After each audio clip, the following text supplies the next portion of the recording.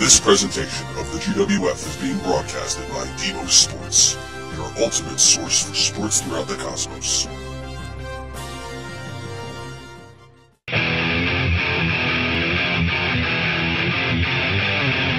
Hello everyone and welcome to the Diamond Ringside Report. My name is Johnny Diamond and I'm here to rock the wrestling galaxy with my 10-carat report.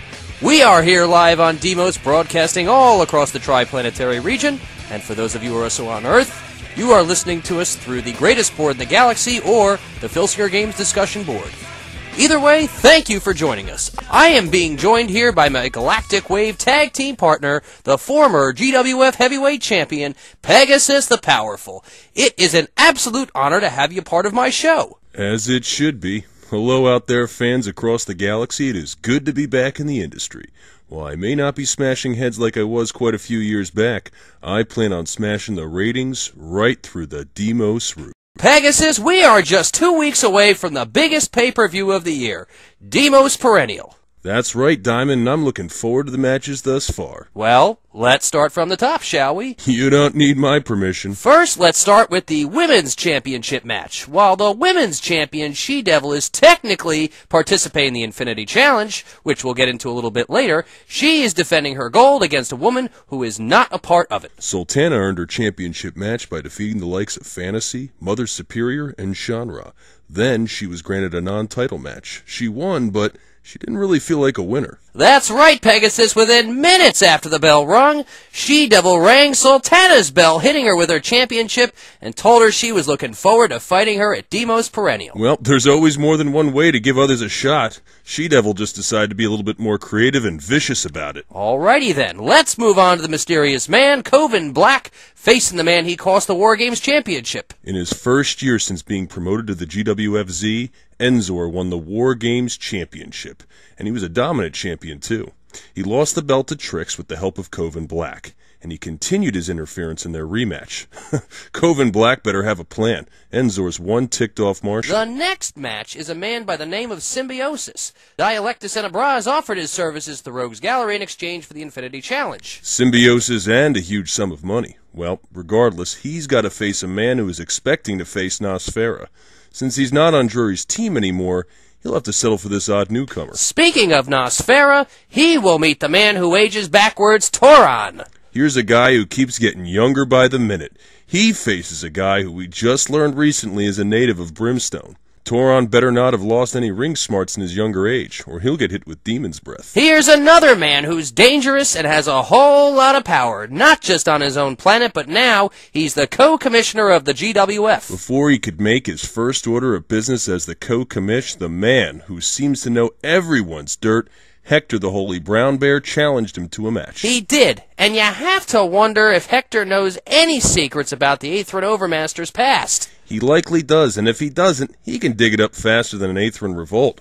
Although, I think right now Hector wanted this match because anyone who's an ally of Sly Drury is an enemy of his. Our other commissioner, Sly Drury, is looking to regain his interplanetary championship against the man who beat him for it, Swarm. I remember when Swarm first started here. He was a guy who busted his hindquarters every night. I met him in the ring a few times before I retired. I knew he was going to make something of himself. Despite having a rough 21-24 year, he finished strong by defeating Drury at the Night of Champions for the Interplanetary Championship. Let's not forget about how he won the championship in the first place. This guy takes everything he can get, whether it's using the Stormtroopers in his matches, planning a biased referee, or even using the Iron Hand suit. He did all three in his match with Hector to capture the interplanetary strap. Hard to respect a guy that wins championships like that. Well, you could argue that he does whatever it takes to win. That I could understand. Some people, like myself even, have stretched the rules behind the referee's back. But Commissioner Drury's pulling a Cordanis. The only difference is, unlike Cordanis, Drury has enough talent to be a champion without the help. This guy's a real slug. Careful there, Peg. You don't want to get yourself in trouble here. Hey, he's not my boss. I work for Demos Sports, and so do you.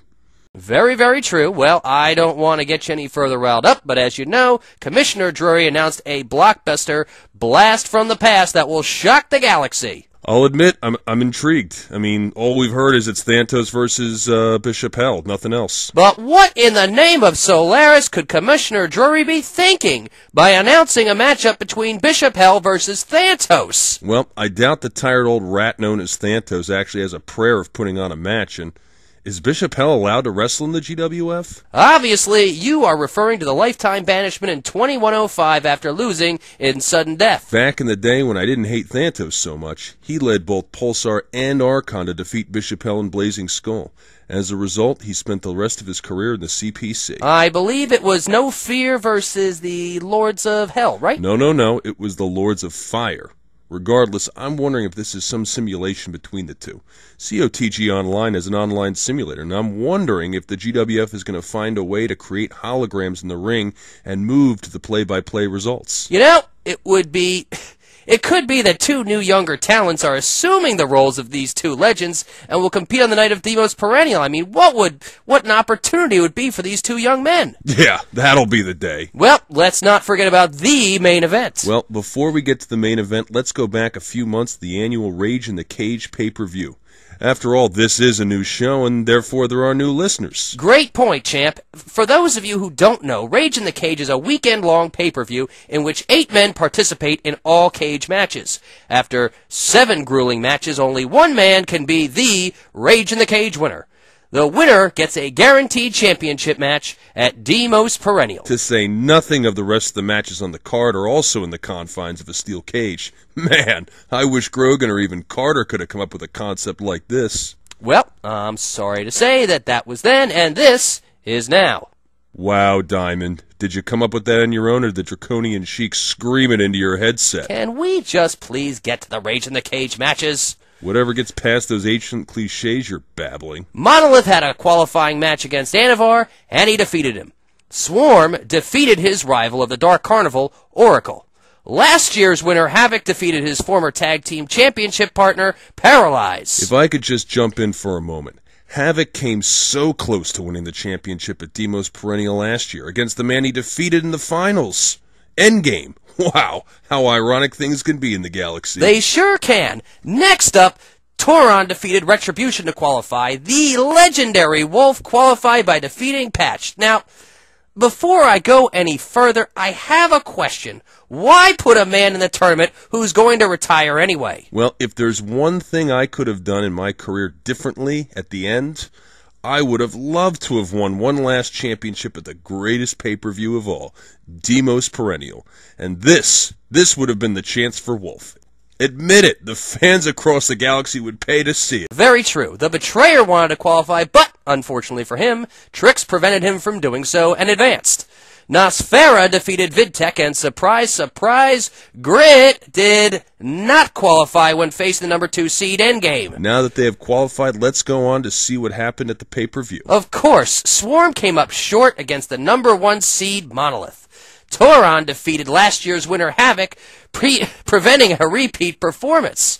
The legendary Wolf got past Trix and will advance. Finally, Nosfera falls to the 21-21 Rage in the Cage winner, Endgame. Let's get to the semifinals, shall we? We shall. Tauron gets plowed through by the cleansed Anti-Man.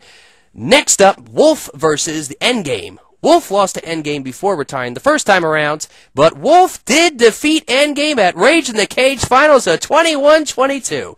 The third time, however, Endgame was successful. I really thought Wolf was going to win this one. He was so close, it was unbelievable. But Endgame did meet Monolith, and can anyone who didn't see the match guess what happened? Well, did you see it? As a matter of fact, I did. Did you see it? I'm a broadcast journalist, of course I did. Did the fans watch Rage in the Cage? Well, if they didn't before, they certainly watch the screen now to see the winner. That's right, Endgame is the 2-time Rage in the Cage winner. He will go on to Demos Perennial and meet the champion, Incubus. Well, you can't forget a main event like this, arguably the greatest wrestler in the GWF today versus the champ everyone recognizes as a tag wrestler, but by circumstance, he became the man. No one knew he would be a champion in the first place since he had a very successful tag team run. Well, say what you want about him, but his tag team partner and alleged half-brother suffered an injury on top of another injury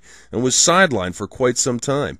Incubus got a shot the same night, Endgame won Rage in the Cage tournament, and well, he capitalized and he hasn't looked back. So, champ, who do you think will prevail? I'm not telling. Why not? When you post your predictions, I'll tell you mine so you don't miraculously change them. Fair enough. There are other matches on the card that have yet to be determined due to the upcoming Infinity Challenge draft. I can't wait for the Infinity Challenge draft. Abraz and Dialectus have finally moved to where the action really is.